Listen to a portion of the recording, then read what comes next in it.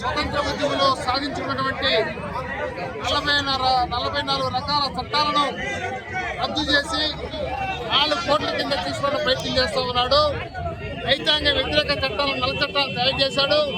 కాబట్టి రైతులు, కార్మికులు అందరూ ఈరోజు కథలు దొక్కుతున్నారు. భారతదేశ వ్యాప్తంగా ఈరోజు కనీస వేతనాలు ఇవ్వాలని సుప్రీంకోర్టు తీర్పిచ్చినా, ప్రభుత్వ సంస్థలో పనిచేస్తున్న వారికి అందరినీ కూడా పర్మిట్ చేయమని చెప్పినా, ఉద్యోగ భద్రత కల్పించమని చెప్పినా అవన్నీ చేయకుండా అదాని, అంబానీ కంపెనీలకు కారాదత్తం చేస్తూ ప్రైవేట్ పరం చేయడానికి పూనుకుంటా ఉన్నాడు.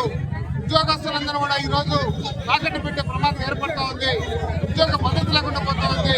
కాబట్టి భారతదేశ వ్యాప్తంగా బ్యాంకుల యొక్క సమస్యలు జరుగుతూ ఉంది. బ్యాంకులు ప్రైవేట్ పరం చేయబోతా ఉన్నారు. అంటే మొత్తం ప్రైవేట్ పరం చేసేసి మాకే సంబంధం లేదని ఉద్యోగ భద్రత లేకుండా మానవ సమాజాన్ని ఇబ్బంది పెట్టే పరిస్థితి నరేంద్ర మోడీ ఆర్థిక విధానాలు వస్తూ ఉన్నాయి.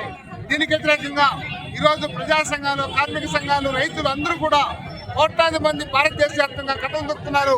అందులో భాగంగా చిత్తూరు నగరంలో కూడా కార్మిక సంఘాలు కూడా ఉద్యమం చేస్తున్నారు.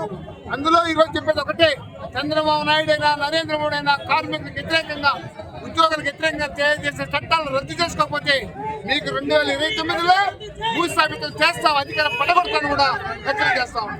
ఈరోజు